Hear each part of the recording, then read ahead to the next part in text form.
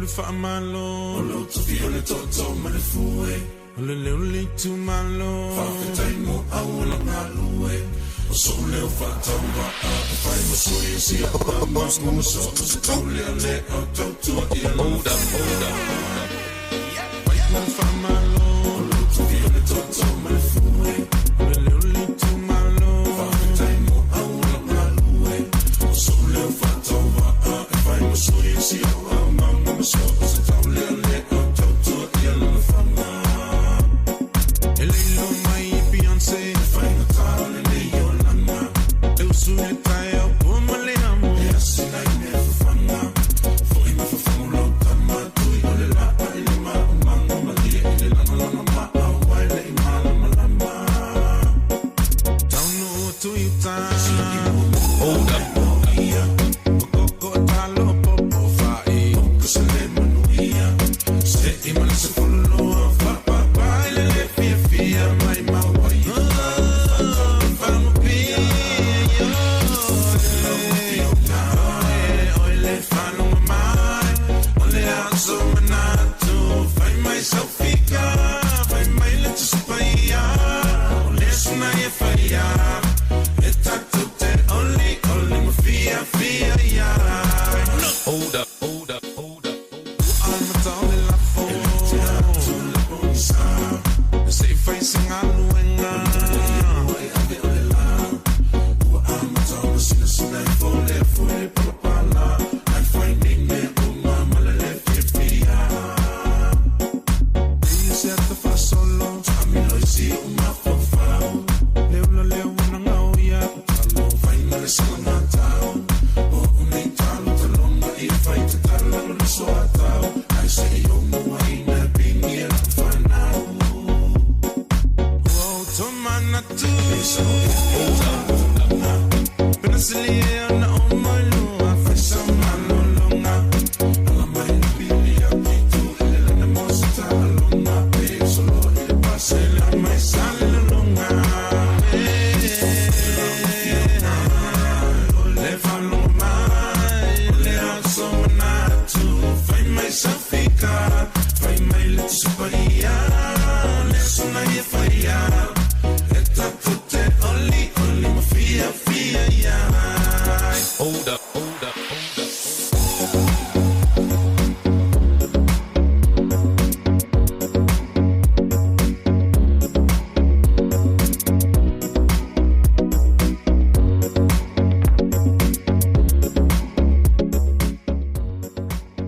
O te toi whatalo whamawholo whātu sa moe lau whawhonga le nei vaenga o lea fiafi I lea so lua se punu fitu le nei o le masina o aukuso.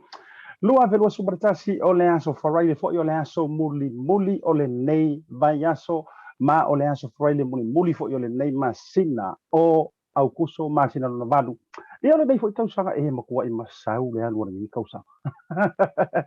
Patalo fatu mo folo fatu foi ia pa fafelo ia tu ile pa ia la sila si o tanto tu no o lefa o mafai ona sila mai moa ma sila sa anga I lungo le tanto ia penga o fasala longa nei nga te leo le tautua o le unanga ale tanto Blue TV bo o le Moana TV ia ma le prokalame fo I o le TAUTAI ia e ma ASIATA ia fiafi o aso te itasi le afa o le lima se ia tale fitu le tainia mantou nei New Zealand. Kia ora talofa, konnichiwa, namaste, malo I lelei, binaka wakalevu, kamusta po kayo, kia orana, tēnā koutou katoa. Fia I kūlale ngā oi mea nge fia. Se atal de mar por kala mer tau ia e fa chalo fa mo fo lo fa tuai na usila mai mo le ni vai ngola fia fio lai o mai o le nei tai ngola fia o mai la lockdown ia pe ka ko wo ia u fa vengo fia o mai ka ro kanga o ko o fai sa me fa pea ia o fai sa mas o e fe lua I ma ave sa ka mai fangu sanitizer po le mea o le ma kwa e fa sa pa sui ya ma me o fai le kai no lockdown o I olea e o yen tātou Talanoa me se fo tātou ori le nei vai ngolea fia ia olea so wharaile le nei a tonu ale o tutusa ma so wharaile sa ma sania I ro tātou watunu ia wa aso ni ka ua mako I sa mo aso kupu Iyo. Wa so ngai wale va kuskusi di mare sia wari ngai ko ngala res e. Ko at pa iar maka ole si kongresian. Ya o piro la fa ya sa mo wala ngau lai le lockdown la to. Ui ole ma to ini usila Australia ya manisi fo yo pitonu ma state of America. Ya fa malulu at. Ole ala va tato te ya inga ole lockdown. Ui ole si tai foi ya ona tato polo si foi la ya le tato polo yo. Ya songa le fo mai ya Dr. Kaisara. Po le songa foi ya ele li fasalau ya Lorenzo Kaisara wa o lana le matata ole tato health Talanoa. Ya se kai ka ko si foi ya. Se ka ko fai se ori pe wa fiangi au mamai, wa fiangi au fakanga mamai. Wa fia foi ni au la ka ku dia faiola to tu pui. Ai ya ele asi si swa fai fia fatalo fatoi mo folo fatoi ya anti oi lau fa sau sau ngai le nei vaenga o le afi nei lo le swa fa manu malo lo tanto wali o lo tanto faola ma foi sia ya o to i tua poli mai le nei vaiaso ioi wa mo watu le antu wava ma le antu vasa ya wa mo le ngalu furi fao wa mo ya ngalu fo ia fa mai o ngalu titele fa fua e malai ai faiva ui olea ya olea ua sao mauli la tatou polaunga ya ile fai unga fo ole nei vai aso ya ole lo loma le weekend ya e pi a ka ku ua ile so foraili ya ua tini pa o fo ile uto e pe ole fai vai ta palenga opo masani ya ole tunu mana tulea ya ole wa sila mai va ya tu fo i dungo pe unga lunga ole ya ua va tuli ma va fata e pe ole tala ya sao ruanga ya ua so tuli fo i pe ole tala ile fono fa ana fanua awa ole ua tu mati e leanga le lei siri eso lo tatou tapa au siri le langi ua mafai ai ona taʻitaʻina mai lou soifua lau lelei ia ngofo aku masio soifua ua akili faafekeiga i tulaga o le taumafa ia o le sini o nei mea uma o lea ua tatou ua oa i fariseu ia e saʻi ma o malie ona o le alofa taʻitaʻitama o le tatou tapa au siri lagi mea la lea a talofa maufolofa atu ai ia te oe ma lau faasausauga oe lea ke sisila mai o leo te fatalofa faapitoa atu lava ia te oe a fape o le ke sisila mai ia te au le taimile nei talofa lava ia mai lava i bonga te tele se i o i se au pito i titi lava po o se pepe mea fatoa fanau ko anga po ia e alu tu ele fatalofa le tatou te ia ia tu lona o pa ia fa le atu no o pa ia fa le tala le lei o pa ia fo i fa fainga malo mana tu le anu watu fa tini o tapu Manaia ia ele au fangaina sa matu fa matalanga a olea ka ko sava di bali le malu o le matu wa fiaf ia wa fo le tatou programe TAUTAI ia e ASIATA le nei vaenga o le fatalofa ia ina ia wo fa fengainga i wai kele anga ia wo fai fea ia le fo ma futa mai lunga le programe fai fea wi nei mai si fo si o tama fa le nganga so ai pasta waita fata io lupe fa lele wa fo le pai o la inga sanga wi fa le ai ia pio fo ile ngato i tele o le papa tausi le atu ia ai fo ile ro to lua fata ma lolo tu i ngato i tele ia ma tu o le fa le tu masanga tu lona o tu sa mau ia mafafia malava Amerika io Australia ia le whangaloina si o tātou atunuu pele i Samoa ia whaasolo ai lea marau whaakarofa ia i na ia uo e mai se fo si o tātou ainga malava i lunga o le tātou pokalami ki rona o kalamari kwa mai oriria e se fo ile mana ia o le o mai ngare fastia le whakula ukala lea o le e le o whaporkiki la ukala ngawhi la lolongo mai ukari ese foi le mana ia o le o mai ngā le fast ma la tou fa matalanga lea o le ainga piwa masangi foi ka ko mai le fia fast food ka usang ka ruai o ka ko mai ma upu vaenga fa upu fai o le paki o le ala paki ai te ro wa mana ia foi le toi fa ngonga mana tu ele se me fo le upu le o le upu le se tasil na yo upu pito i matua fa to fala ingarna le fionga ya Dr. Fanafi ma ia i le tanga lo u fa ilangina na folong tasi lea upu pito i matua i lea tunu o Samoa o le ainga ia ai vai longa manga ia e sau war fa lo ko i fale ka ngalo ia tatou ai pito le toi o mai ngā le fast toe la toe fa ala tele ma toe fofola mai o le ainga le ngai o fa toe ia le fa la ka ko fa ia fo i mana ia fo le toe fango ma le toe ti mata o le pe upu fa le upenga o le toe au talu le fa ngai no le nei ia whawhero ia tula mau wholo whatu. Ia te o tau uma o a inga o le tautai ia e rungo le tātou programi. Ea, mangaia. A soro lau whatalofa, seta siusta, purchase. Talofa talofa lava o a maili nai tulangi o a mai fo ile a inga. A talofa ia te o tau ranga tai leo se uso ia Albert. Harlem, sole ka fiolai, ka fifi. Io, ka maiki o le LTA. Malo lava fa toa ia te o le uso malo fo ia le ono sa ia me se fo ma tanga tanto programa to fao tanga loa ma to ma futanga io o maru rusa mo ki mo malo le ono sa malo fa to te ne ole vai new my Idaho for Idaho io sorry Idaho ke le potatoes io le fa le ole potatoes ole potatoes Pole patatas. Ya, reka tailea Washington saunoa talofa lava. Joseph na joke. Ma lor ma foto mai ma lo fo le fa to le ni mai ngola fiafi. Ia fa ya mai kango e ka umai pole ana tai ni to pito nu. Ai a fa pe o le ka ke so kwa o inga le wa pa in kia ka ke vai. So ye ke suia me ka ni. Ia malie malo se uso ya arpati ia na malo lava ya te utou ia ma foto met le uso me se fo ai ma to tele lava Derek Matthew Williams le ma foto me tanto por clame ia nga tai le o sunga le ia o ia o ri po fa yo ko fa fa ori no sunga la pata fitalai Yohane Mikael ia update mai ya ulanga nga karka filo ingo ngai fa yo ko fi o mana fu te le angus pa ia ai fa pe o le fa e papa ko ma lo wa pa fe ngai ia pero foi o memory que foi fa mai ka ngai upgrade mai ataro fa tu ia te le uso tu lo foi o tu taulangi e me se foi fa tu ma ron ma fa me por kalam fu tino no usavali ia no usavali ma ron ma fa mai ma lo foi ia te o to e mai de ngai yaso io o ko inga aso ngai e ke le inga o ke kinga io e kama ma fu ai se e lua me ke le inga kupu ai fai ole aiso o le sori me ole aiso o le sori me ya o felan va nga le ve ka wala sunga le di o la pat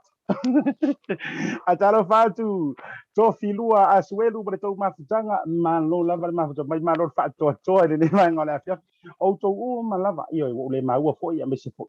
ia ale lava loa lava ia manatu ia e lilo i tangata ai le lilo lau mafutanga di silafanga le tua fa stai lau ngorwenga fai like love and share i le tato programi ola sonne as for really fa fonga mai se fa tu kam swinga le ola Australia na tato sa bali vali la ia wa manatu o aso farai le lava le programi tau te ia o le o tau mawhai o te fiso o tai atu ai ni sui tai tu atas mai so o se si keke lava po so se vaenga o le atu nuu le te mafuta mai ia e o ngā foi mo e le whaapito manu i atasi io o rao pokalame o ke le whai me whaapiko whaapea se ilonga yengi o whailonga se ilonga ke whainga ruenga maualunga no o te fia fiso o tai atu fo ia o halau whawhai ngō fia lunga o le tātou sum a whaapea la o ke meli atu ati oe i po o la ua page po le TAUTAI e po le Blue TV maua so wa vanoa i le tūlangi le nai te iai ia whakakainga la te ino le vai niu i Idaho ia po o sunga ia Fata Tamati ia po pai mala fai mai fea o le maangai ia fo ia o le maua o nei lao ia pe tu sai malo finga ngalo o se kako wa mio le fosia io e le fia sa wa o ye no ngor kema ia faina le ai o lo wanganga o aso farai le lava la tau facing kako swinga ia e mafaino o fiso tai atu ia e matala nei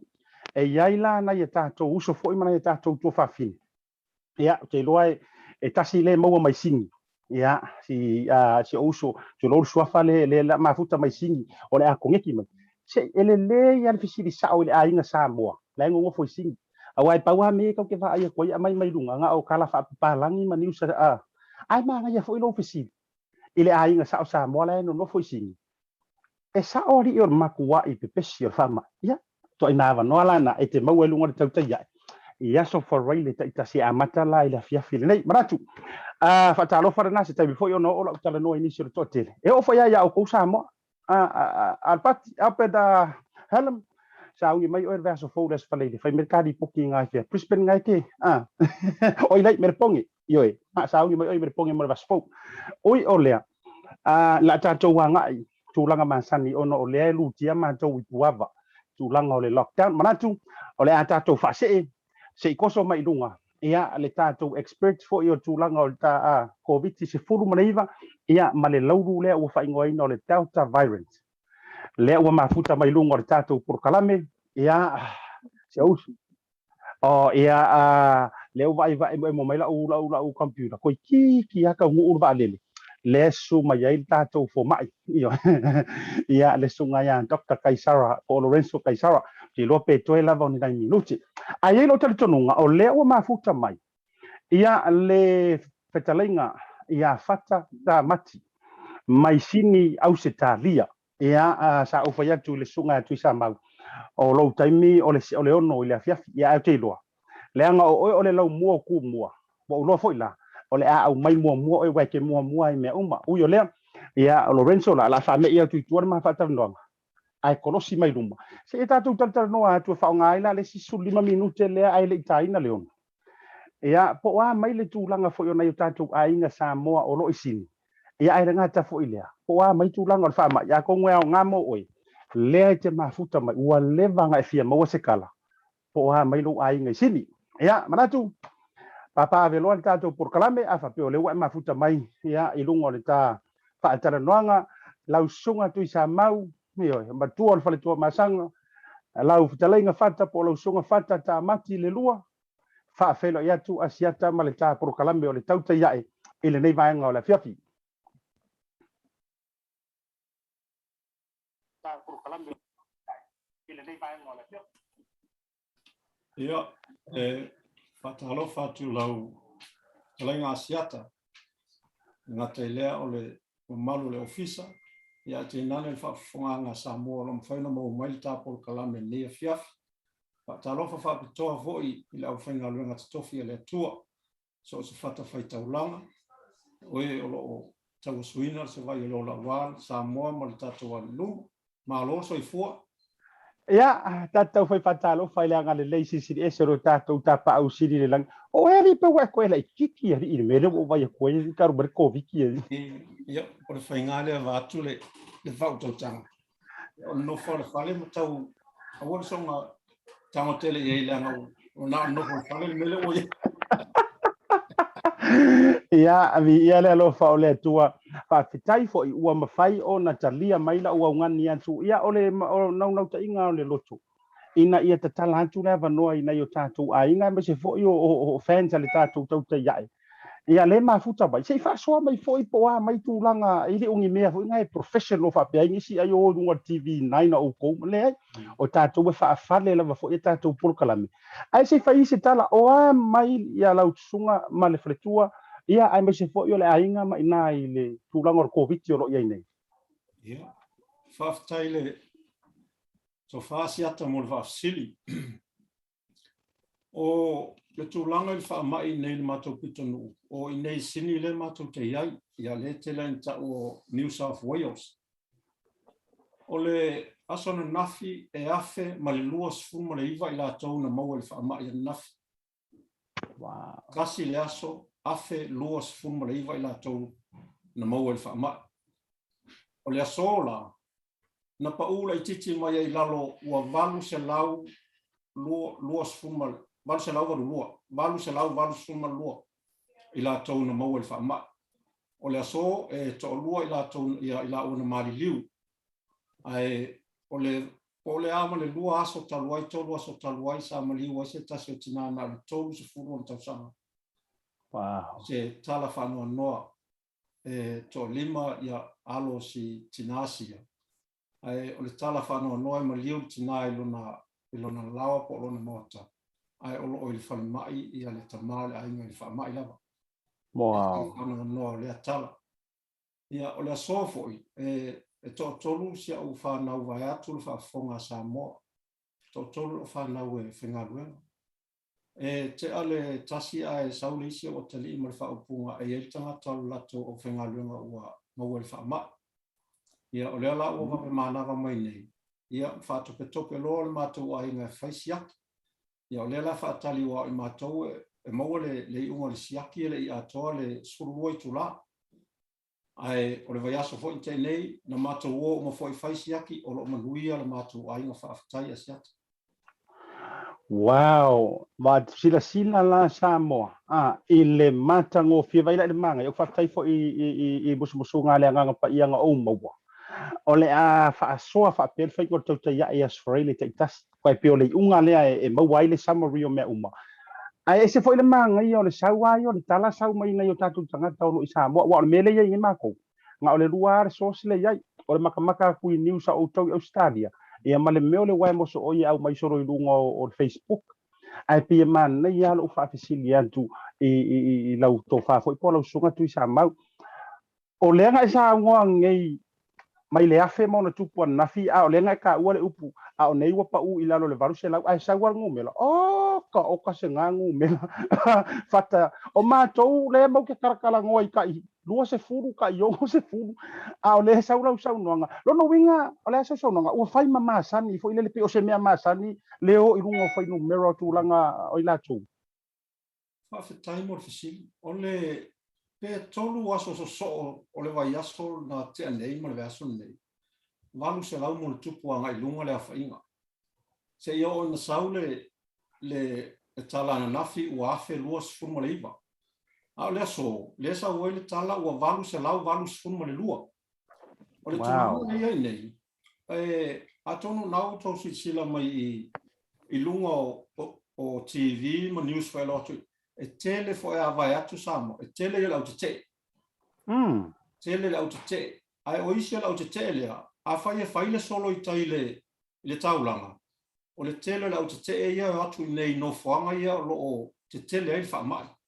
o le mafoanga na o le wala ina pe o sala lau tele le alo fa mai o le leu sta ia o fa atonunga ai maise o ni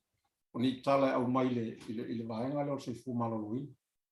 ma lo fa tai o le a sau mai tau wa leva fo ina e no pia ina o sia fa nau fo ia e matua wa no ni tulanga o ta longa la kapia fa nau me se fo tulanga wa ye kala kekele o le fa si umina tau le level fo o le a se sau e mai tau i tulanga wa ye e ongo uminga ko ia i le level fo i sini o le a se tau tala tata mai o le vano o le tulanga na o le ia i ASIATA e le fai ngofie e ona fai atu lau tala i taimi o sola e tele fo i tangata e te e le mana nao e no nofo le fale vai atu wa al tula fono le nei e tasi tangata le ainga mwhaina le fai whatau tonu fo o le vaenga le mātou tena nofo e na o le 5 kilomita mwhai ona e ua sei mai whani wow o e alu te whainga luenga pe te alu le fo mai tūlanga tāua, ai nā o le 5 kilomita ni whele anu e sei mai whale. Ia ato ai ma le tele o isi tangata wa atu, e tawa o te wa ai i no whanga e whai whātau. A whai atu tala le isi tangata wa tele o tangata atu e le aini puni whawhonga wa atu. Ia, e misa foi o le ona o le whai atu le tangata pēm whai, ia ai leo fia. La foi fia nau lātou le lātou ia te tau, ia e whapena fo le melo iei nei, ua fosi tangata e whai tui. Ai o le tele fo i ois tangata, e le mana na o e whai tui. O le mena leo iei nei, pe o le whaintana na o le iatu. Tele le au leo sta. Ma lo whawhitai. O le ale tūlanga tau i ni fisosoninga, ia wau ke ro'u kou whai whasikeke e le pe o mātou e kasi ar whai ngā mā lo hoi le. O le ani tūlanga o ni fisosoninga a ele ngata whaasoi po maloloina, ia ae whaale tau mawhitanga fo i o se leni o le asau mai tau o pālengi po o le lei mea uma a pe ua kausilou, o le ani tūlanga o iai. O lo au mai le fisosoani e le mālo, o le whaate tainga a whaapea oe te whainga luenga, ai o lea ua pa ua o i tū la ona o le wha mai, e au mai le fisosoani e le mālo, ia pe tai vaiaso, tai lua vaiaso e fuafua nga i le tutongi mai lo whainga luenga. So o tangata uma o le whainga luenga, te le mano no i fisosoani mai le mālo, ia le ngata fo i lea. Ia, pe ia o le talale o le au mai news e nei, ia tautua na ia whai le tui, ma ia o siaki, wa o vaenga ia ma le te le fa mai a fa pe te ngalua e fa tolu ona siaki o le vaiaso o tula na le ia ai o lo le lei me uma o lo le lei fa ona fa so le malo mo le so soani a inga o lo ia fa le tonu ma lo fa tai te lo pola fa siri mo buli le a lau suka tu sama o le ale tu langa ile pepesi le nai ile fa mai fo ile le singi compare ya matou fa tai inga o le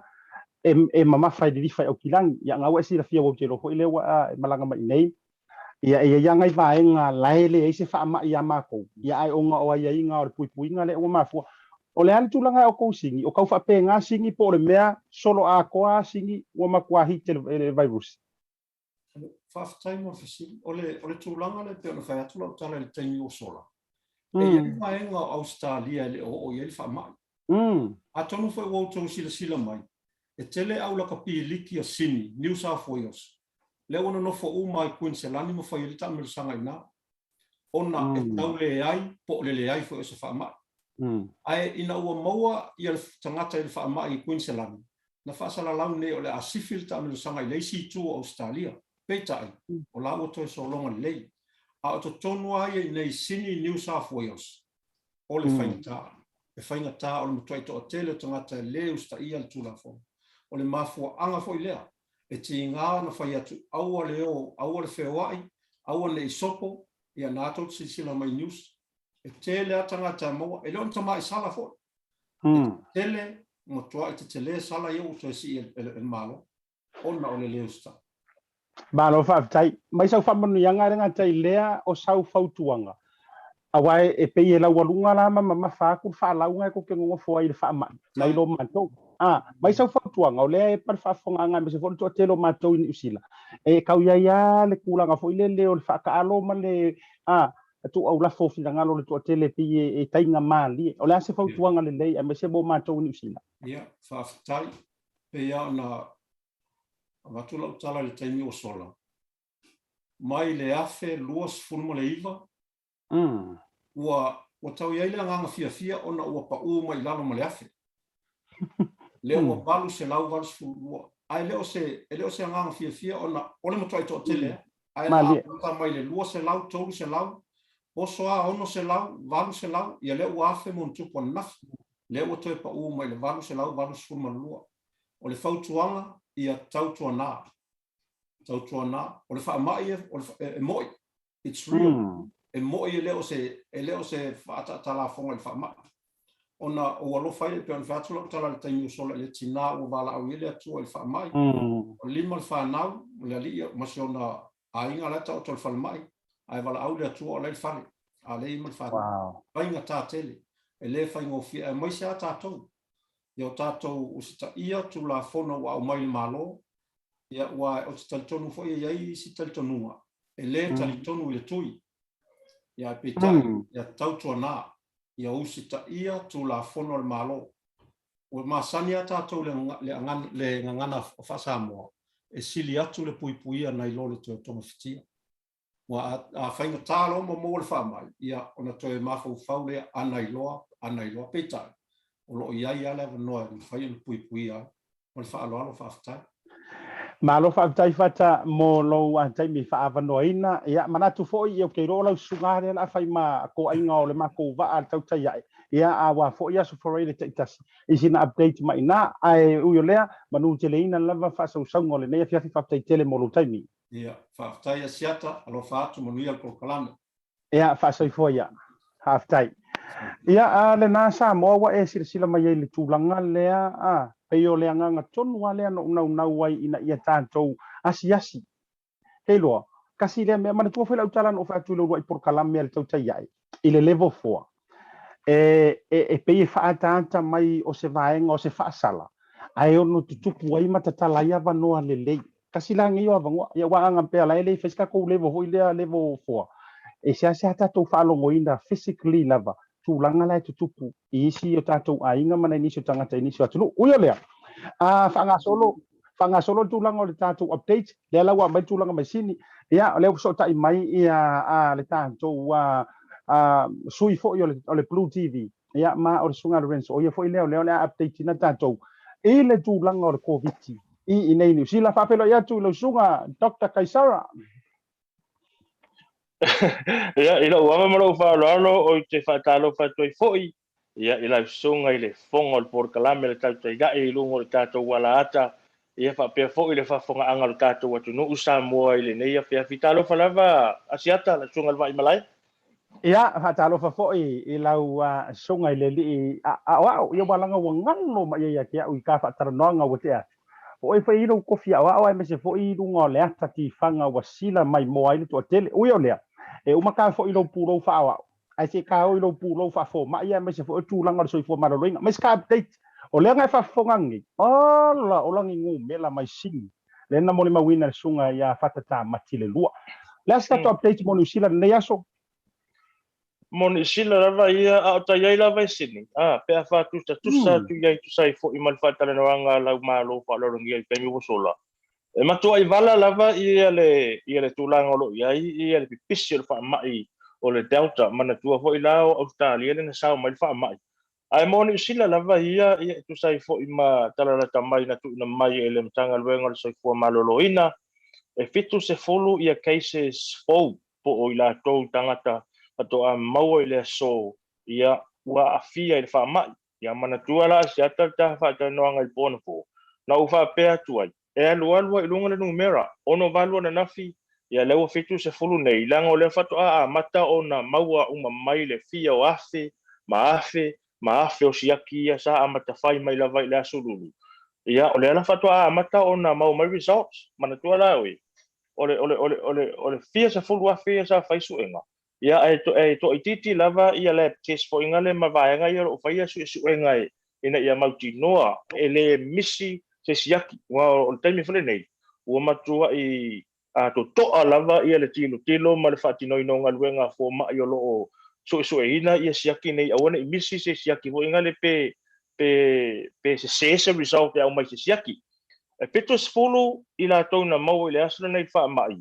o to tonu lava la io ni sila tonu se lau fast food fitu la fa ingo tangata a toa lava o lo mau le community o lo mau tonu le community tolu se lau tolu se fulu tolu o nei au kilani ia male se fulu fa o i fo io la loi Wellington mana tuala se fulu fa le mai an nafi e le la sina mau le aso nei Wellington na nei la vai au kilani e lua se lau fitu se fulu va ia cases o lo fa maonia mai e feso ta ile cluster lea le delta cluster lea e fo i fe fo le fa toa mata mai la soludo le verso le ntia e ia yo la to so ta inga ai e onos fuiva o lo fai yesu so engal terminate pe ia ni pitanga man so ta inga ma cases si e lo se la fitu sul valu ia manatua la o le e fo o matua mata i tu le nei fa ngor ngal venga le nga e te tau lava ona mautinoa pe ia ni fiso ta inga o cases ia onos fruiva ia mar cluster le o lo fa pe na o nei tonu o kilani le nga wo ia fo ia so enga si ata mar fa fa ngal ta tu tonu o lo fe avea i fo ia le siama o lo fe avea i le siama to tonu o le vai le o le se le vai le waste water se tu lo lava o lo fe ave i oi mana tua le vai le tele nga fa nga le to tele fo nga le o le atunu ia a faila lo ia tanga to lo mai i falta le malo lo fa nga ina vai ia fa fango lima ia a fa malu ma pena i o i falta ele no fuanga ia lo isolate o le ala lo fe pasi ia i ma fitau ia vai tonu o la vai o la tunu pe ma fuanga na o stasina o ma fuanga o le o tama salu mai la fo isa ili ngai tu sai foi matalo la tamai ile case la wa mai workworth ele peia le se pitanga ma le cluster le peia ma fo mai ia ona o wing o swa vai le fe avea i solo tonu ni sila pe o le tu langa na ia no fo sile fia i fo el tatu watu no ia ai peia ona sile fia le tu no sai foi ma se tala la tamai matai pale mia la sore nei ia o lea ua to extend ia le level 4 au kilani mai la vai hokianga i nofle na koa hokianga a koa e o mai nei au kilani o lea ua to fa opopo le si lua vai yaso mai le so 2 more weeks lewa ko extend like tato ia matua sa o fai unga ale soi fo malolo ina mafenga malo le ngai ole fo mai le nei le fa ata la fo nga lona fa ke tenga le ngai e pisi mai vave ona afiel to tele pe tai la usi vai nga umala vo aukilan e se mai ia ukilani male alunga nga ilunga i hokianga ma ia ila tola ia le la se ele masalo e se ele level 3 mai la so dua verse 4 la so tole se futasi o kuso ia masalo e se lo ia isi vai nga umala tunu ila ole vai nga tolu ia tu mau peta to ia kilani male alu tula nga ilunga ile level 4 ia ono le pui nga lava ia mau tinoa mana tua ole wase masalo fa to e palasi mai lava ia ta to ila level 4 ila level 3 pe se e mai lalo le se lau tanga tolo o mau e fa mai i se taimi o luma ia e rem fai ono fa pe atu te no fa pe atu ina ia pole fo tanga ia la tunu fa pe o winga la fai si ai paula vala u ia to lalo tatou fa tali au tatou te fkango fo inga le predict fa pe e unga koluma singa level 4 ai ia kilani langa e fa o sofia i fo ile mau tonu ia male stress depressed ia tulanga umalava na e mau tatou watu no ASIATA ile ma fa lo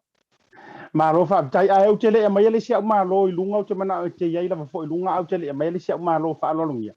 o le asa u fau kuanga fa le tangata fo i le expert tu langa o le mental health ia wai le nga covid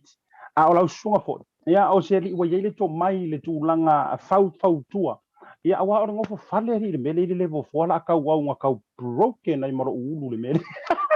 o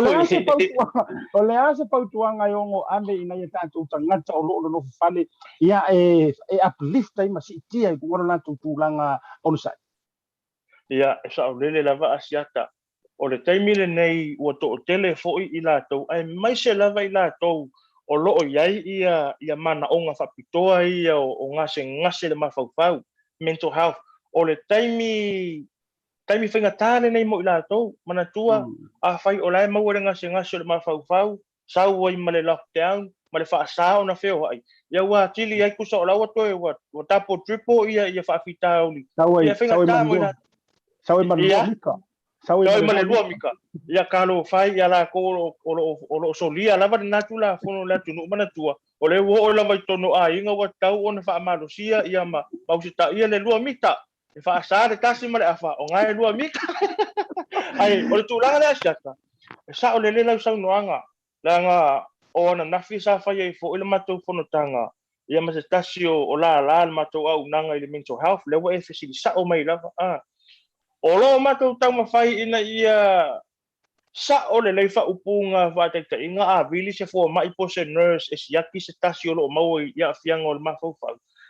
Ia sa o le leifa upunga i te tau o na Talanoa ia i fo mai tangata lea langa o le taimi maa ale le nei o ina tau o lo mau le ngasi. Ai awatu lau whautuanga mua. A whai o lo e tau o lo tau tinga ma fo ima. Ma oso ia lo wita fo ingale ma lo tota mai lau whanau ia pol whati tinga fo tinau la inga ia pol tama fo la inga ia te oi. Nga lo tula i lava i wafo nga lo walu watu fo ingale kakala le kokoa e va ai lunga langi e whapea mai lea li e pe soa ni mai o au nei o tanga tapia o la ia ngai la arola ia ngai la arola ia kit le leila urua mita ia sa vali around the block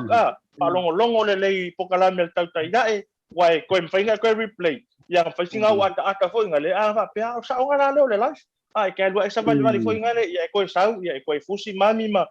awa fo nei ngalo siak ole ta ua ia ole tulanga le ole inu pe fala ole inu pe fala ba ole si ka la ua no fo la vai tonu la inga ma fa ngalo to la ma fala a fa pe fo mo fala se fa mole vili fo mai e to mai se isi a fo pe patala vai ola ta tala ta tu ke misi man tuor ke misi ole essential work essential service ia e fo e mau lava ia le sosani temile nei awa tātou te no fuai, awa tātou ne no fuai. Ia masei tautua nare tūlanga me tautau mawha, o lisi whautuanga ne nā leanga e mana tua le tau mawha ASIATA. A maa losi fo le tau mawha, ia mana tau san. Se pe wa pe o tangata fo ile sa nga u le kasino ngalo sa uma e no fo lungo no fa pe lungo ole no fo ia wale lo sa tanga a fai ia ai tau sisi le me ai pale ni lango taimi fangata le nei fo ngale iva step wanga i potu malolo iva step wanga i oile ile mkuka ia iva step i fafo o taimi fangata nei lava mal fa lo sia o le ke fai ar vai ngalo le step wa le foi ke alu fa fo ma e pespese ai o le te fa nga ina mai kia re temi a foi kusa paulo le metotia o le te fa nga ina taimi le nei o le iva step wa a fa la mai foi la se sia jo iva foi o le iva foi step wa ave ia alo fa tai on sai mai se mai dunga de sia ma lo le a ona ye na ya fa sidi o la ma lo le la so ai mo le sile fia me se vol fa nga samo o le sunga i mangoa ua maua mai le sunga i le lia o ya uru sesi i le ata fo i lea o le matai o lea lau te fia whailo atu o lea fo i la ua au maua kaikaia ia ma le fionga ia sa fuyangi ia i le ata lama fo i o le matai ia po o le sunga ia au pe Tupuola fia le loto ma le nganga e whaafela i atu ia si uso i lunga o le porokrame le tautaiae patalo fatu ia i lau sunga po lau fionga sa fuyangi ia atalo fatu paia ma le malu Samoa me se foi la whaalongolongo susunga whaafengainga whaltua me se foi paia ma le malu Samoa potspoto ia patalo fatu foi nai tu le vai leo to fa ASIATA me se foi la sunga la wao lisese pai si leva vala maftanga na tono lewa fetau i fola leo ia ko ia fa malulu atu ua le ai se tatou ava tau mafa e tasi ia e tau te feilo ia e feio tulaga matani na tunu ia ai ai lo tali tonunga ia tatou ava ia le alofa maleanga le lei o le atua ia walanga o le ua tai mua sunga le ia o yang prokalame ringia so faile mo taala i malo ui o le fia le loto le male anganga le me se fo i va ia o e ri pe wa o le ala secret le ia u nga o le fa ke le inga lo shiny mele ia ia o mele yo ka mafai ia e ki wakia e ki nga o ka meki ia me foi pe un sau no le sunga fo ma ia ka mafai la vai ia so fo malo lo ina male ia Lorenzo o e sau pakalo fa fia fai le sunga ya sa fu ya ne le ba kwa ofisidi kusa ya ile lua ya ile proclame ia malo le soi fuai ila sunga il fa sa o le ainga sa fui wa maratua ASIATA taimi o pole ata ia ele ta wa to le sua fo sa fui ai ma to puenga ia vengo le sa malo sa fui ia ele uma Vale de bola claro se fua esa o cara kameki I knew it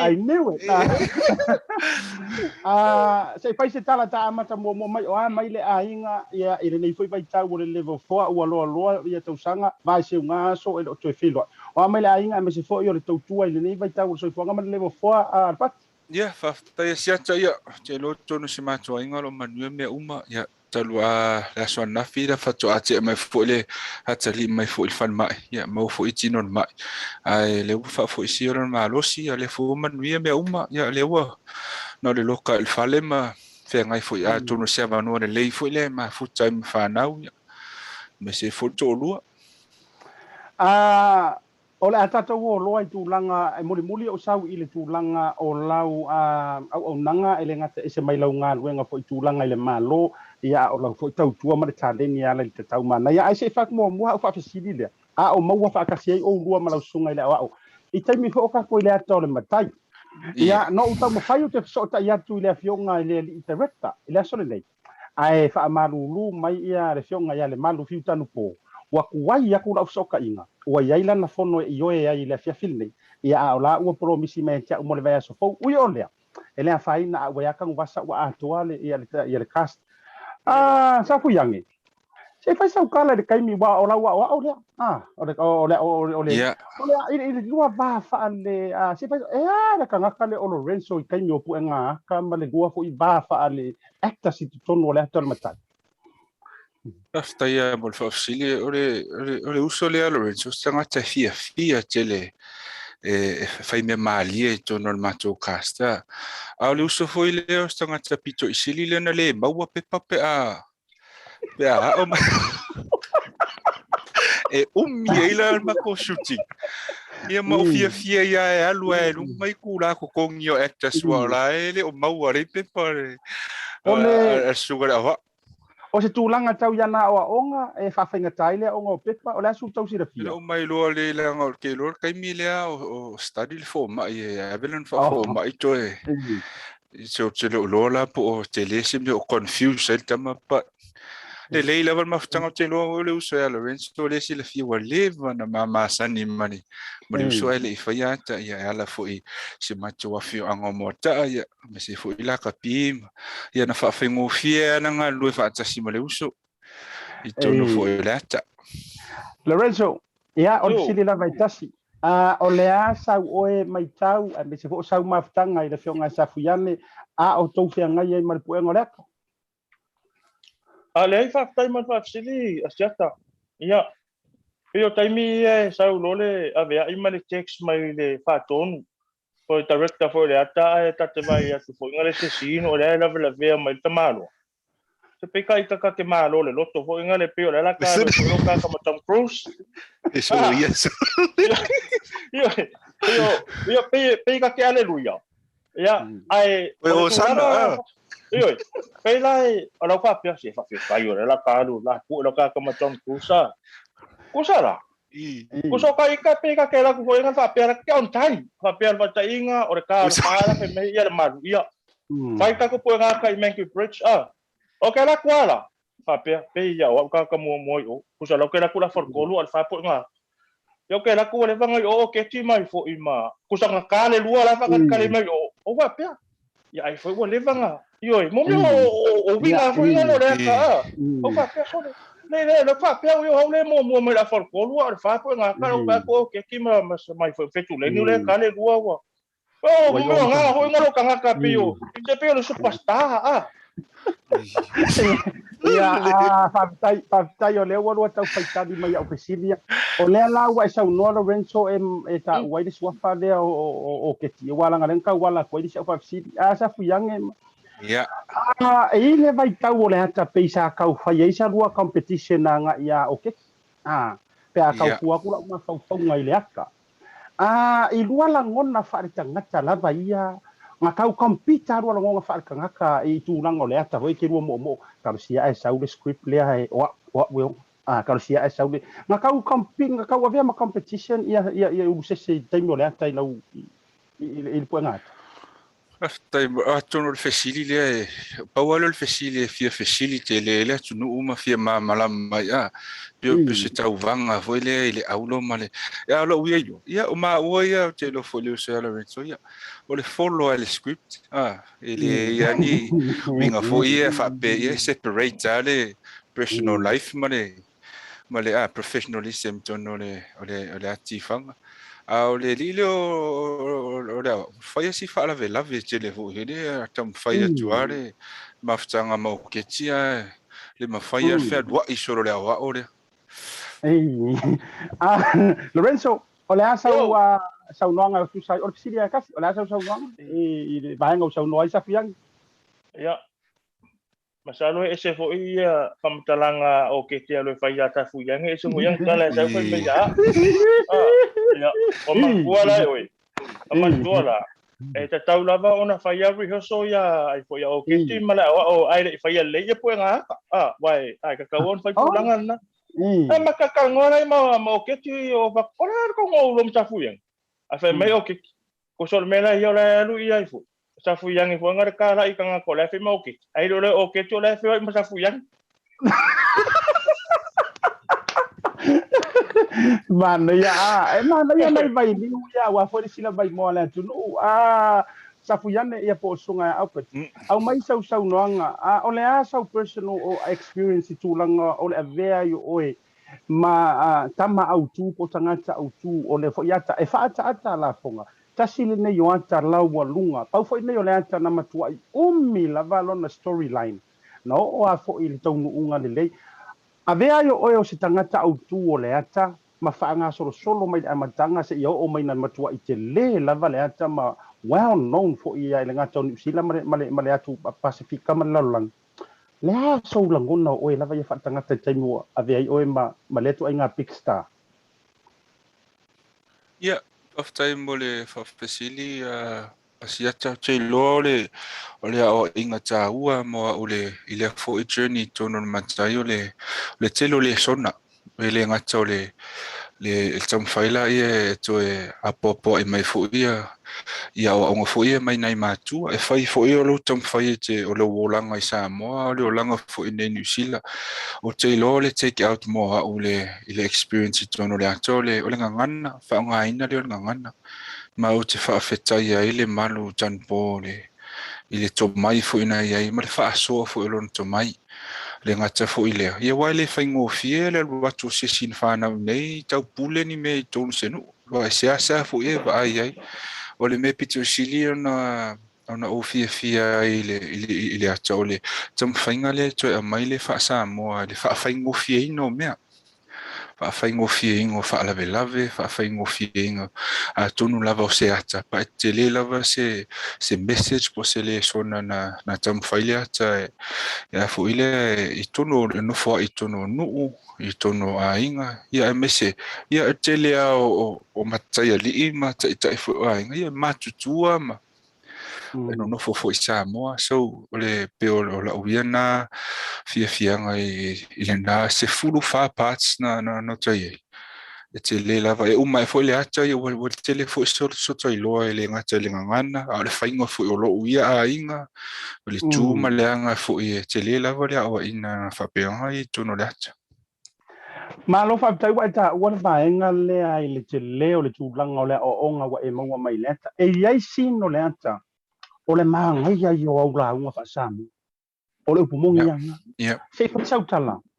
Lena mentioned in foi mai ta ua from a outsider like a New Zealand born perspective and what you to wow e o nga fo yo leto te le au fa fonga mai o alo fa na o ta to o lo fa ta mala ma fa ta la le i le tau wa o ino le tato ngana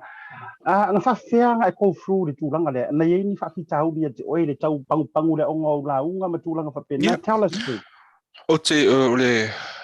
ole me ole peon ta ole te mi o solo ole o inga piku to silian ta o te ole ngangana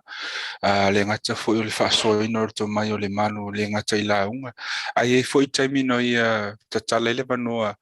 pola fo so tai lo le asila fia Lorenzo e te le o si scripts a wa lo e sila fia le malu em fa ona fa popo e nya o e fo ia upu e tale fe ngai e fa pena la vana nga lu e fa ta sima le malu ai ila unga peo o me pitu silina na o fia le ngata le o e fa so masisi ali masisi matai alo o fa pe o le vano ne fa no project ina tono tupulang pe no pe ale la no lo pa po fe na e fa na wa po fe te ma wa e ye lava le vano en fa na e to e tam fa e tapu e mai la ngana ya lai fa la unga po le ngana o so uma ya pe le ya fa sona asiata ma lo fa tai Lorenzo o sau noa ia le fionga fo i le sa fuiane ia po le sunga ia au pita Tupuola i le tūlanga lea. So se kaimia e sau wai ia le pāto le matai e le misi a ulua. E yo ulua main character langa e ia le pāto fo ia lea wau. So talk us through. O a fo i ni lu i tau ia o ni le sona fo i sa e a o ina mai o ia mani whaafi tau li fo i le taimi o anga mai le ata mai longa vaenga kasi. Se ia o e le vaenga sumarwha. Matai ASIATA ole tulanga mo la vai ia te o ia la wan mo le tulanga le ta o le ata ia te ula vai o le toi fangu le o le ta le ni sa va pena ona pe mo tau tanu mia ona o le mau o ni avanoa e fa pena ona fa atino le ta le ni o tu na mai le tua ia mo ta to malava wala sunga fo yo le tanga te fang e pe la wa ve le avanoa le na tu na mai le sunga ile fa tonu ya tanu po fa pe fo il fale tua ya fa muina pe wa toi fa fangu mai ia le e rota ia character foi ngale tate fiu foi ngale taunana ai le oka ika le e fio tau na le o ka ikare ia peo le tulanga na sa o tulanga Manaia na o le ata ia te au male tulanga manuia sa o mau mai le ata ele ngata na toe fafangu mai ele ta leni ma ole tatu tau tua foi le tatu watu no wa mana tua o fainga nei ati tifanga aua ia ha malau approach o i fainga la tifanga malau langa o le sila mai ai ia le fia o afe o tangata Samoa. So you give your 120%. Ele ma fai ona e avea se vaenga afa langa o le tapua i mai Samoa mana tua. So uma kakangi ke phone wa fe e sa wi kuala part 7. So uma o la kala ko il town center ma ngeli o ka ya ka u o ka lima wa fe o mau mai e ska ko ka o na kusa o vaenga na elu tau ia foi ngale va pe talo fai so watu no e ka tau la ona matua i le filunga performance le foi na e sila yes yata i songa le sao ya safu yani pe one part 5 very good e sao le part 7 kusa e Rambo mai part 6 ya e Bruce Lee mai part 7 kusa le performance au le sila va ngasa ole lu tau le ngo walu mau le ko ki kia ngofo mai ai mare aka usa wa mo kango test ko sa wa mangele aka asha o fa poi po fa lu la o kongo le ai mangele ko fa pe ale ai la mong ya na lo wo foi lo ko lo mo o le wa e sa no tonu ele vai liu le na ka le ta wala tu ai te do to lu ni ko rua bu si e fa tau le asa o le wa e langa vai liu le na tau ro to au sili mo la wa mata tu la ya la wa maka ku ya o langa o e fa mai te mai nga kau yengi fa fika uri i lo wa o morsi le fier ko kele 5 fa lo ko rua yo le tele o se o ke foi nga ke ro ngofo ai na yengi na taba fa fita uri fo le va me se la personal relationship ai me se o party ke acting e lengi ka pa lengi ka mai party ro ngi part fo eska ka 5 le na ta wel wa fa poi ponga ile ata ola se mala le e mo fa e ta wa sa wa fo le pe nga ka fa nga la ko se aso pe ka sui mai la maka o se okay po le atu nga ye ya ma lo la va mo fa pisi te lo e asiat e fa o la ina lo to lu le anga ka mala ma ta ya il vai niu le ya pa ma ngalo mai ya upe fa yo ki sila ma mai mo mai ni so la ingo so to wa ke la mo la so ngo walu ke fa mala mai i la ingo ko wa soli rak wa lu ma ho ngale ngo fo la lo no fo ke la mo fa se de mo ar ka ma ko lu fa mai ya ya le ka le al Matai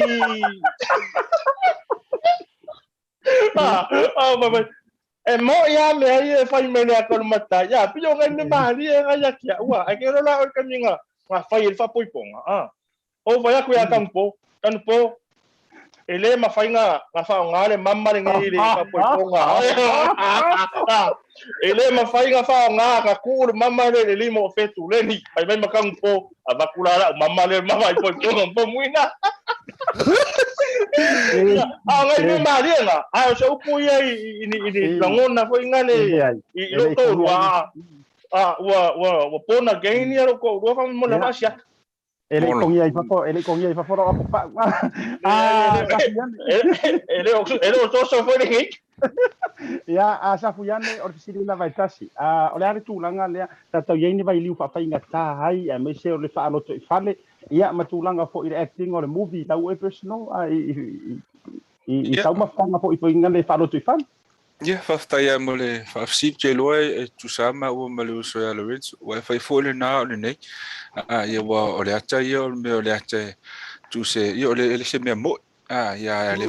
fo i mai o le fo i fa talia tu ia tai tu no mfana o je loe na ai matele ino no fo ma si tu no na malama respecting o fo ia ya tola betala se longa interview ka pili lu ko tau tale Syndey Koe vai ele o ari manga o ale si mangi ale si ya ke loe le se e fa fika uni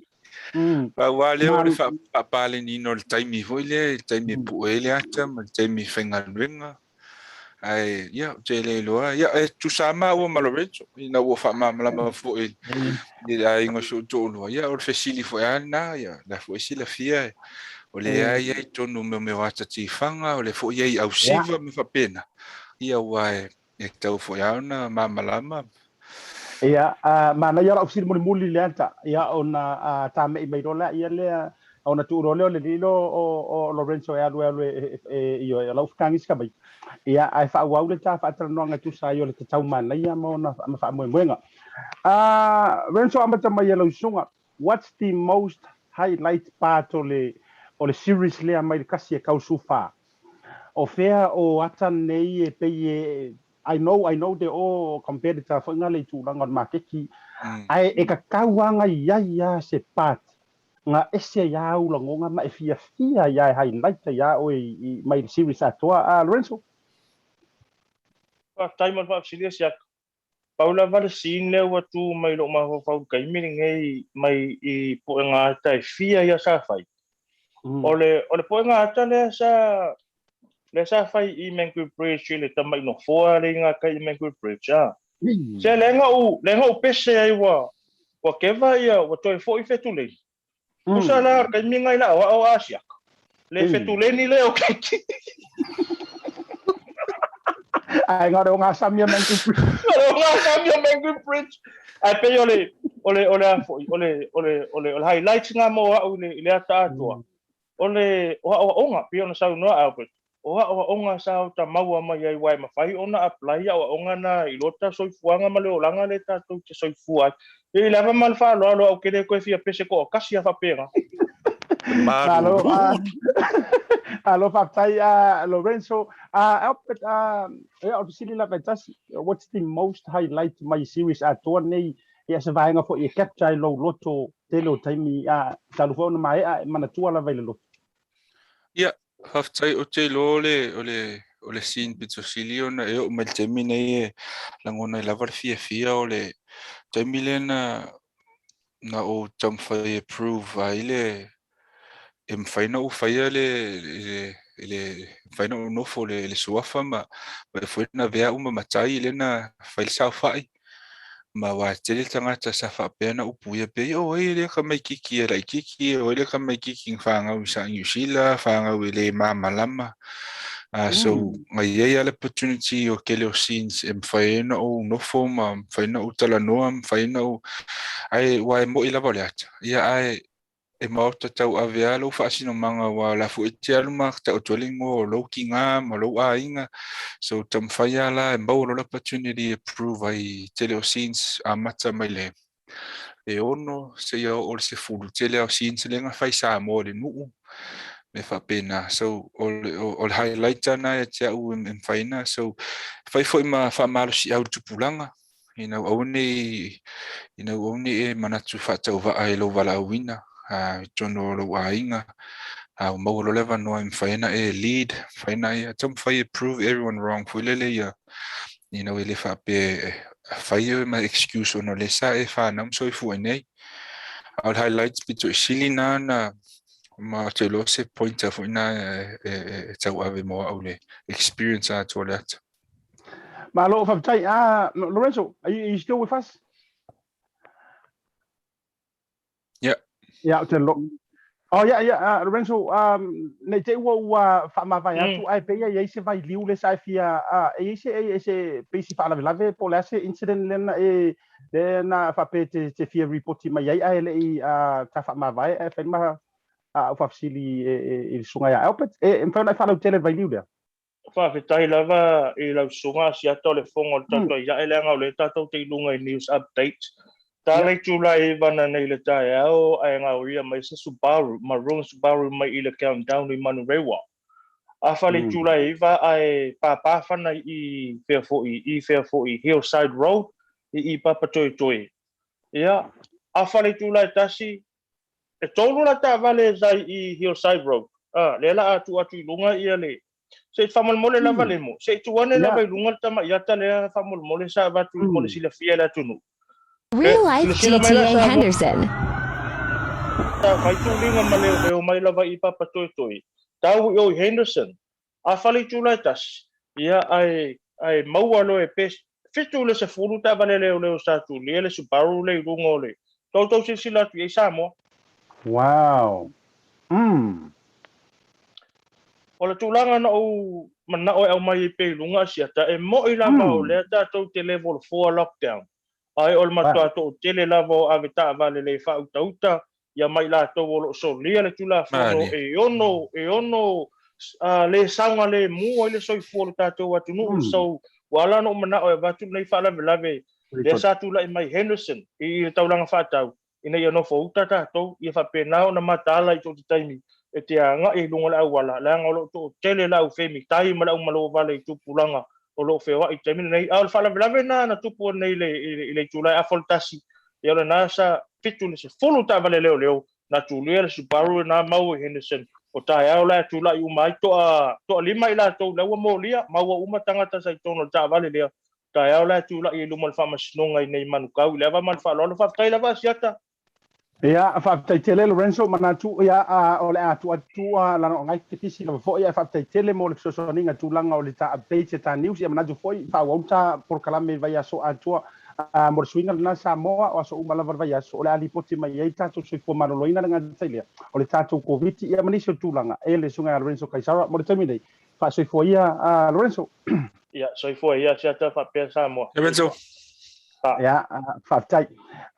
toe faatalo fatu Samoa lau sila mai moa gata lea ia o le suga ia aupeta Tupuola le mantelunga ia po le fonga fe asafu iane ia walanga ua se fulu fa series ia ua matuai mauaa le swafa o le tamaloa ui o lea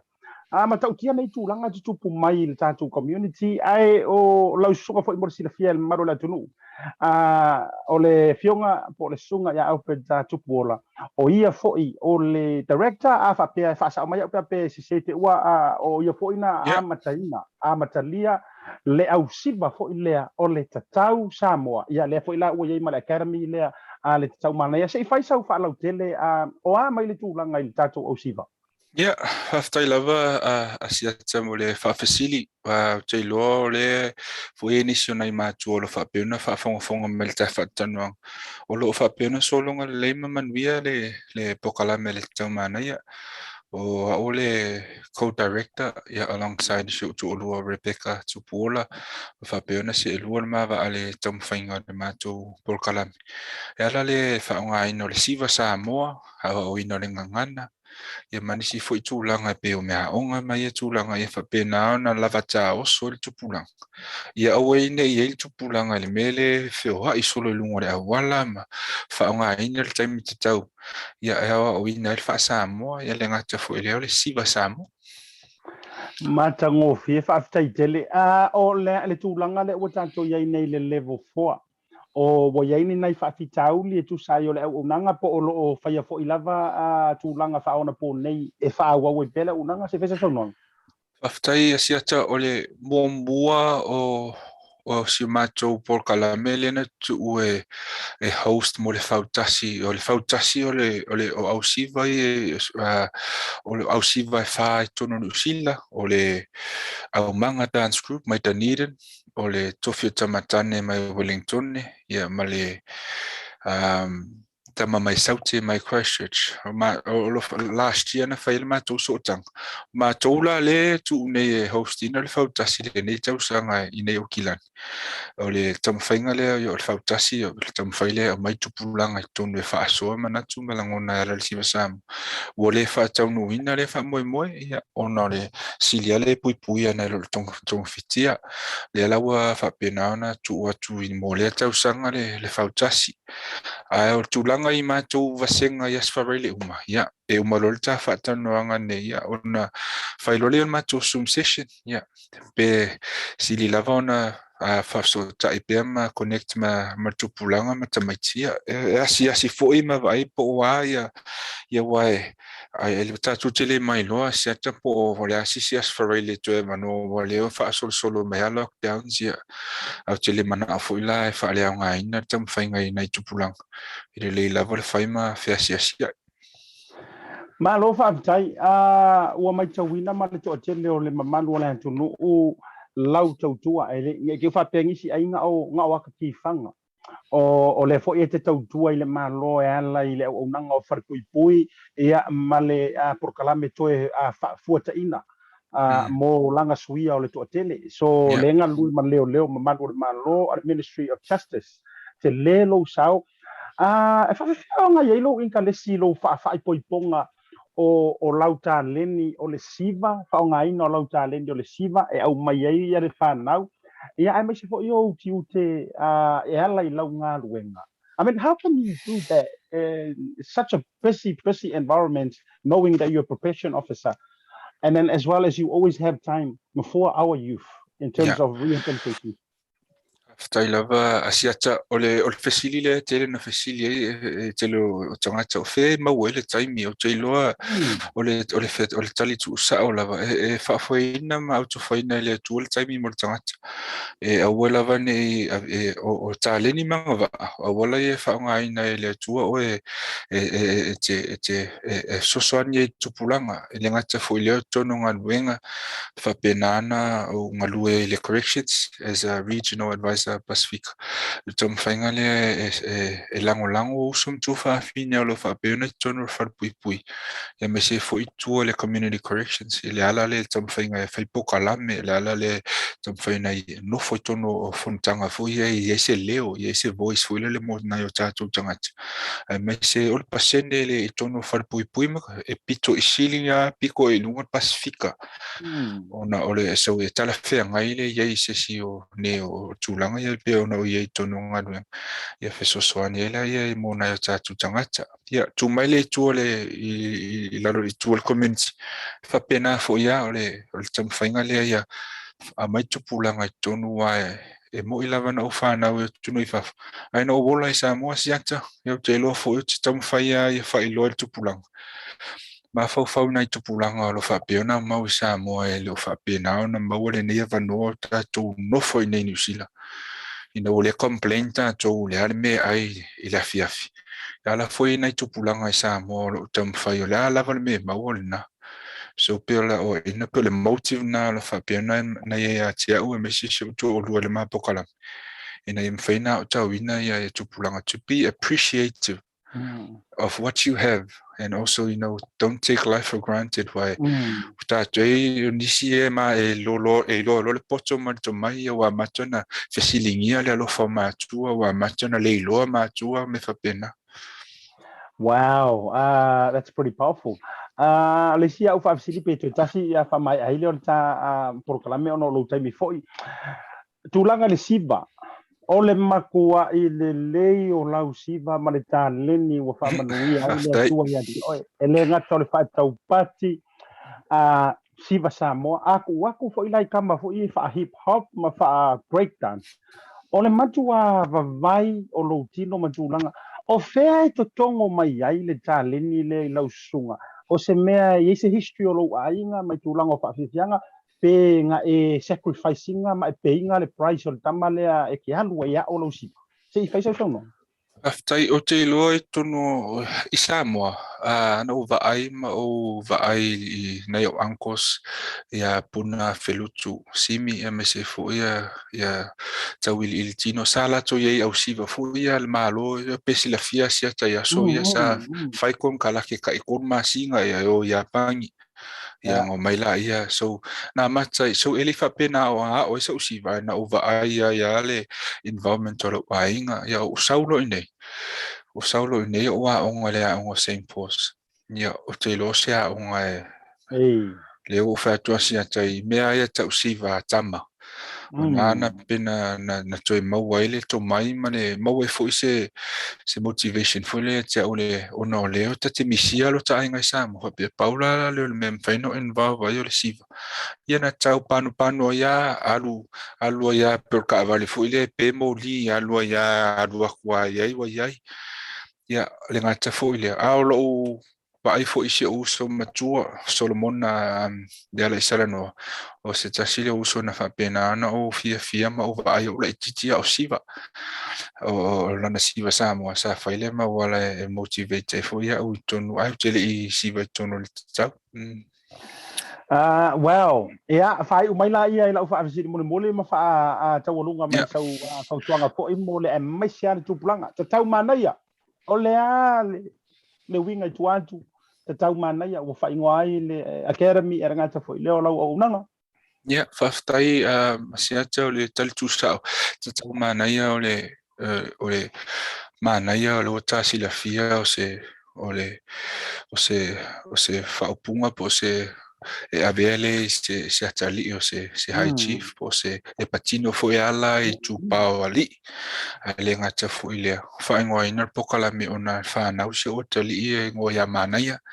Manaia Tupuola so tam whai mana se o tolo i se connection foi le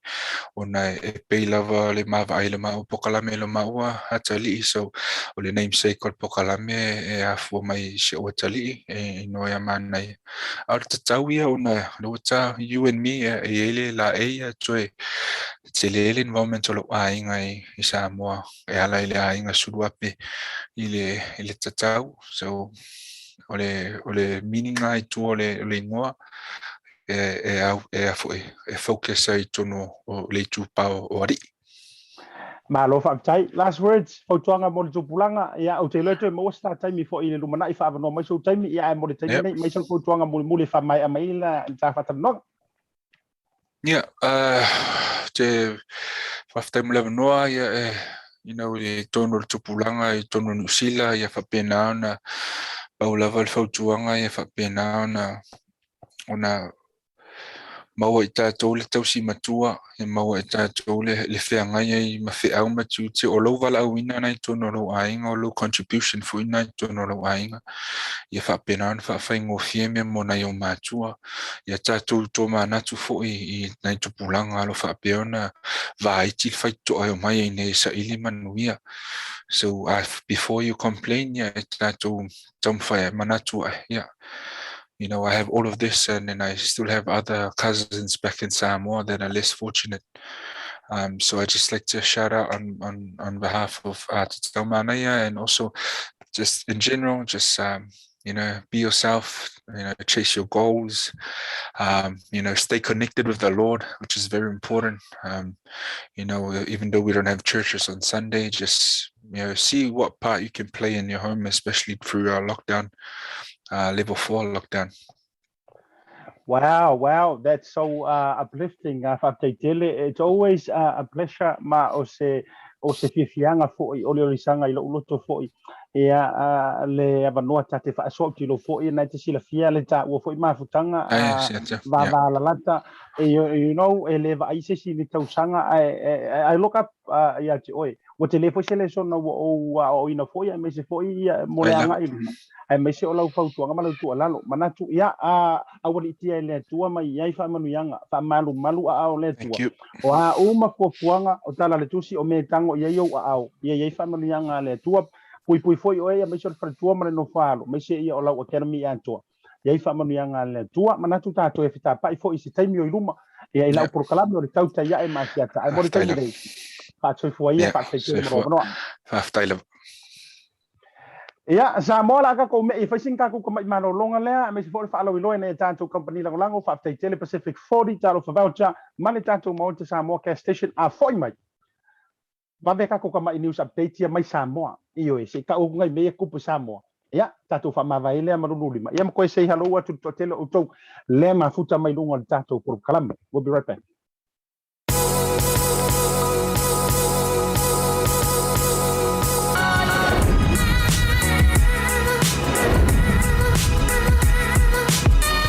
Tautua mara au nanga mo tau sa mo service station nei tona mai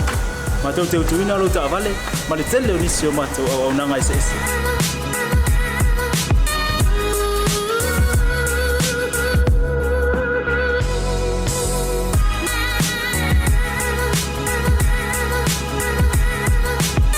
ale ngata foile ma tau te sia ke ina fo ilo ta vale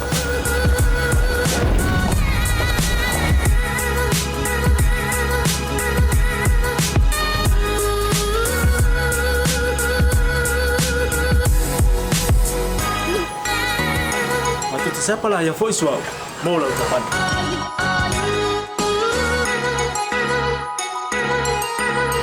fai po vai vai pa o sa awala te poli ma to te sapala ia poli e amoro ta vai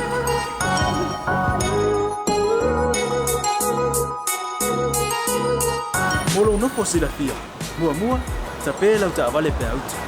lua ta pela o telefoni il time utu ina ila ta vale ma le vaenga mulu mana tua fo e matua i fasa ina lo ta mafta pa ai no fuanga fa pe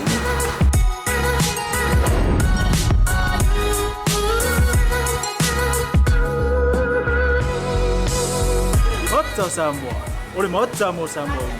Mato te fia e au na pe mo o Samoa. Maftaile fia mai. We'll see you again.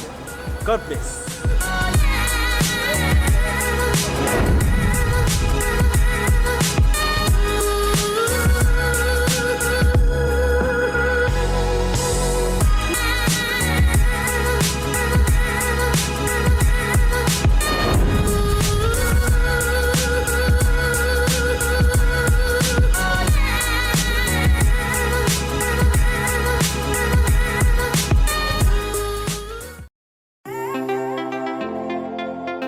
Te vili mai tina to meti mai nisi da mai vai la talo fa facciale e la forma il telefoni per ya me piccino ana ya talo fa faccia ya wai te le tawalu se ofisa voi le se te tala lo ofisa mai ya so sa so no puerta o ele sia so sa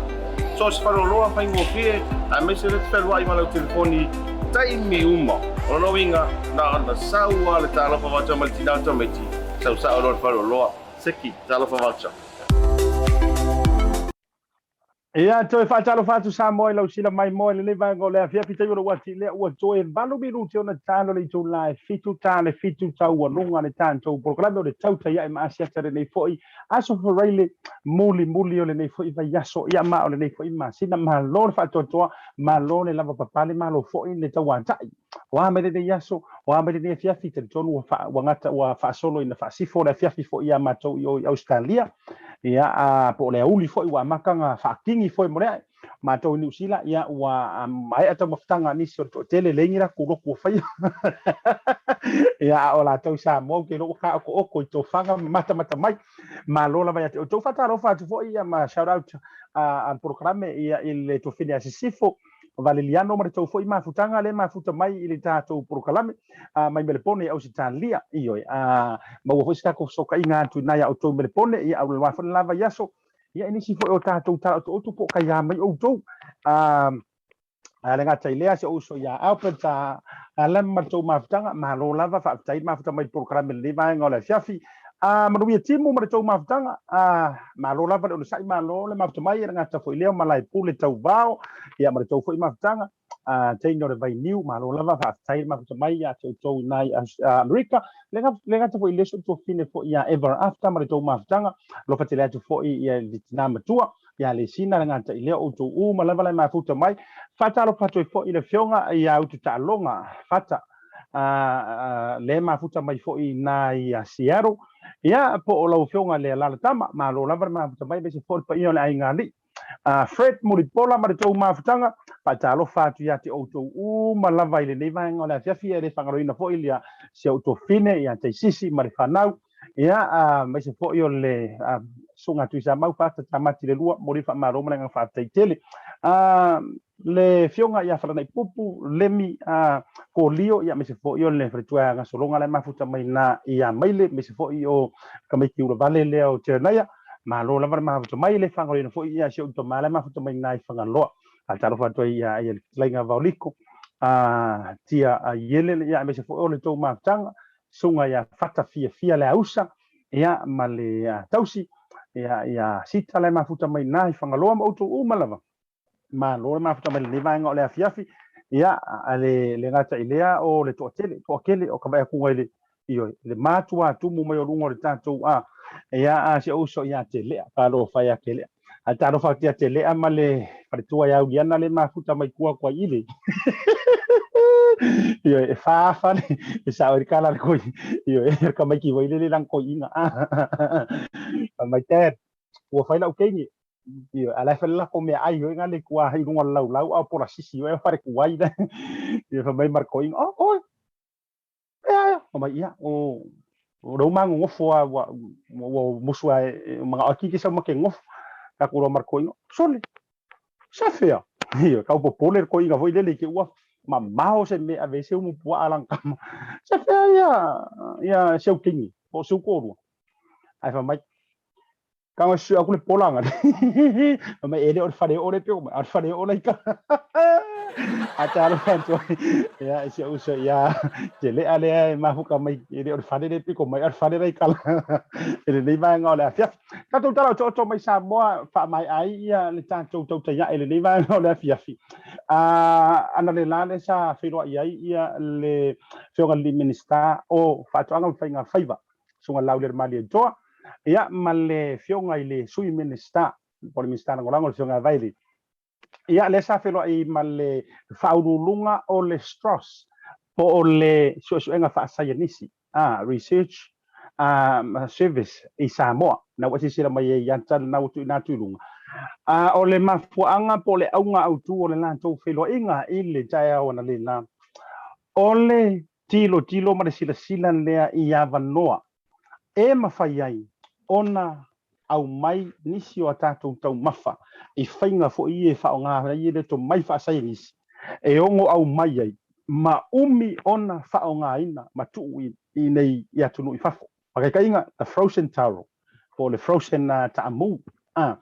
o le au ngā la leo le lantou whelo ia ina ia whaamanino mai nisi tūlanga e ono mawhai ai o ngā au mai kama fo i le pea mai le sua whai sua esi o le vai salo o ko lesa to ia tu tau mafa bena e fao nga ai me totia ia i tulanga o to mai fa sai nisi na la tsila mai ai te lo atana tu na tu luma ia e makau kia fo ile alu le tatu matanga luenga o fa to anga mfinga faiva dengan tai leo so nga fa sai nisi fa pe fo ila matulanga o este tosia lo tatu tu ai ki sila ko pe ia kamor chips ia mangko fo ila wakafia ia se chips ulu mangkua wa kaule saule chips fa isa moa ia chips kalo tu langa fa pena lela na fua ia felo inga lea i le taon lela ia le sita to update on na o to silfia ia ke lo fo i fala te lenga inisio por kala mai muri mai ai o le o talia lo ia ele fio ngai le CEO le fo isa ave ma fa ulunga o le matanga ruenga o tupe maua ia minister of finance ia le CEO chief executive officer po le sunga ia Oscar Malirengoi po le fionga ia Lasio Oscar Malirengoi le na wa italiana ia tulanga fo i le o lona fa ma vai ai ma le aveo se fa urulunga o le vaenga tupi ia tele ha mau kalanga nginga ngafi fa mai ngisi wa kuli ia sikama fa mai ngisi wa ia fa mai disi wa ia ole nala wa manino man torbai ia ole na wa ia taliaina le tulanga fo ilele o lona fa ma vai ai i le so ia ma effective la fo ile yaso ia mo le fo ile le fa tainga al programa le TAUTAI ia tau la ngole winga le o la programa kau ka ia wa e fo i manu faiva fo yo siano le atunu wa lava tulanga i tua atu o pata tua e pe yo upo le atunu wa atu o pata tua na ole atua ia ila na sao io wa e sila mai le siku e kisi ele make sense le siku o so fuanga ngai e ile me palengi ra vai ele palengi vai les ia fa pe palengi les ele palengi ia les ia o le ia tato wa la foia i malolo tulanga o ia fa mai kala ko pa ia sui ele sila au le le fo ila au le ia atonu wa fuanga ia le fainga malo fo manu tulanga o pa o le mea ia mafai ona tatou au tasi ia ele umai ila au le o le vau matua e foi kala ka malo pure le iki ia lango tamai o to ino le ala tau si o manto pito isa lafa o lana talana na fai na ua fai le la matematenga foi le mali toa i se tulo lana lupi ia mana tuala vai mai nga waka mangko ngoko ku va ala aku sa vai la le la au ia le lai fa pe o le makia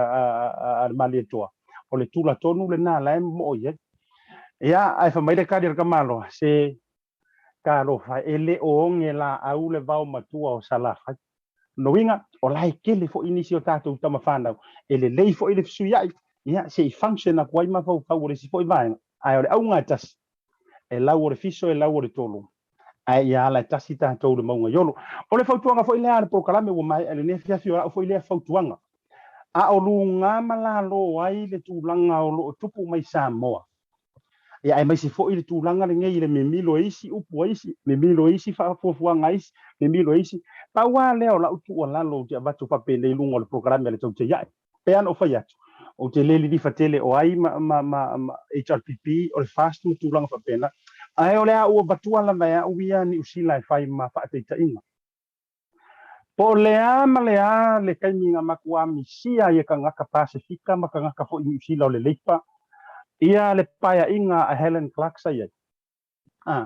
Ango maua le lei mai wa tasi wale na pare mio le umi o le lei fo i o le loma tua taimi fo i o tūla i mai le leipa. Po lea ma lea le tūlanga nga misia e kua kele. Ai nga umar fai ngā tāloka umar lolo. O ese, ai o mai John Key, ia move on na lea. Ele iai ngi whaasau ngi fai ngā kaua, ia uma enga ua fai ka unga le Facebook, uma enga ua fai ngi ya, mani tūranga whapena, fai ngi soro keke, fai ngi ma. Life must carry on like that. O le soifuanga lava ia le nā tūlanga o whai ngā mālo pa te mokalasi e ala i whai ngā pālota. Po lea ma lea le matango o fie o le pa u o le soifuanga ma kaungo o fie tūlanga sa iei fo i taimo Helen Clark ia. Sa ua John Kisi i rungar kulanga mantua fo i taimo Helen Clark. Sa iei kula fongo fo i le immigration o le koa kele o lau whangau i ngei. Na ua toi maratua o le toa tele o lau whanau i ngi usila o ele matua le sau e kau apalai mea. A to tele le majority o lau whanau e no fo maungi usila. Whai ngofiang mauro ngofo mang. Kasi ngā vae ngā makua lau walunga i whai ngā mahalo Helen Clark. Peitai, ina ua malolo. Ele i avea ngā mau mea ngā whapea i ngā makua i o mai eika ngaka as if the world is ending tomorrow. Pei. O lau fo ila le nātu o lalo e au watu fo i e tusai o meo lo tupu mai Samoa. Iwe. Ia tātou maari lia ia. Iwe. It's only 5 years o lau wale tala. Ia la sanga let them fly now, let them guide. O le alava le toa inga term se te whai ngoi nai, le taita inga waiai le fast, le vai tau. Yeah, let them guide for now. Only 5 years. A uma, yeah. Koe whai le paroka koe kongi mai fo ina ia le limo Samoa. O te le tali tonu e koe whesiringiar koe kongi mai limo Samoa. Leanga, ora utalala leo te whai atua. O te la ngona e au. Anga whaapea e le i le lifa le pālota Samoa. E ka kauanga mangu māloa fo i le HRPP ingi ngofoa se koru pe whape lima. Pe a fua i ai i le paia inga na te atu. Ova ma le kolu o vai wha o le pale menge a koa mangofoa sa dominate e le HRPP. O i lai ka kaunga a veilau whaato whala inga o e lea ka ngaka keri siango. Lea e ke kaurangia le upu lea. O le whinga ngalo le atua. Ma e singa mea e to mana tua. Walanga le kau ke pese uma o le whinga ngalo mai lava fa mai lisi vaenga lea. O le whinga ngalo le akua fa mai lava vaenga whinga ngalo le atua. O whinga ngalo uma o le atua. Ai e te tango lai tu whapea. O le paia inga ngake a. More than 3/4 o le pale menge a koa ngo foa nga umia le tapipi. Nga le kasi e pe lua ngo foa ese mai tuto tasi. O le ala le whinga ngalo le atua. Ia kaki e ele. Ia kulanga fo ile fo ile ngole whamasingonga maisi a vaenga. Ia e umanga enga. Isa ka kaua ia unga makua ila walunga malo pe malo se lima pe ongo ango fo e malo i tapipi sa o langona fo e malo i tapipi pe a fua ia i mafau ngor tangata ui olea. Fa uma fa pesa ukala. O mafau ngor tangata. E le o singa ngalo leo le tua. Na ona ufa pena. Ia a whaia o le wa mai te inga le tua ia ua kaunga whaisinga swinga mo le lima kausanga ia tato whautanga mali ia o le hane mea la ia e koe sui fo i desi lima kausanga ia tati atu whapena manatu proklame le na tauta ia ele nei vaenga o le afiafi wa fisanga ar makangi aua nei vai fuoro tato fonga va ioi ke lola ukala wo fia karangoa whale leia mo fia o popo aku ia ka ku uma iyo me se voi na yo ainga va to fora tu alalo na yo ainga mana yo wo iyo tato wo uma maka ko i felengi mai mali ia Kako kapu ia le alo faiva o le fionga sa fa pito ia malfainga malo. A uma lima kausanga. You make the decision sa mo. Ia koe pale mai ia pai mala fai koe pale mai ia. Ia ole na. Awori tele tua manuia tele le alo atu le weekend. E uia inga le okere ngi me fai. Ia wana ingalo. Ia mawaya vanoa mafuta foi. Ai nga fa mangano se la manga wale tautamali o se upu foi le ngana wale pa o papa ilo fa fonga sa mo matua upu oilo tanto va. Poto ari tautai. Ia ai pisiri nga tai fale le telo tai. Fa manuia le tua fa mangalo foi la unga le Blue TV. O le tautua foi le Blue TV mo le neiva enga o le vaiaso. Tai atu o tō la so fua ko carry on foi ka ko mo resi ko va ya so le o to fa popo mai e fa malo e ka loka mai ka ko fa maruia la singa o le fiafi ASIATA martato programa to te yai fa so foi.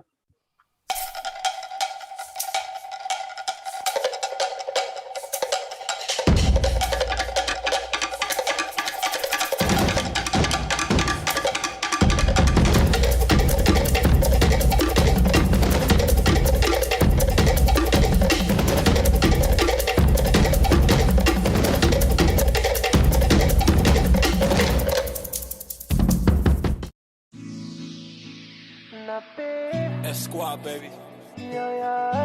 Rex, J Sands. Let's go.